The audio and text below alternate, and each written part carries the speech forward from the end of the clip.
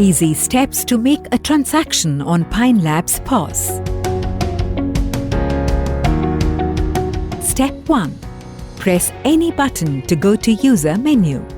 Step 2. Select Run Application and press green button. Step 3. Insert or swipe card or press any key. Step 4. Enter the amount and press green button. Step 5. Enter invoice number and press green button. In process. Step 6. Press Yes to print customer copy. Step 7. Charge slip gets printed. Please feel free to contact us.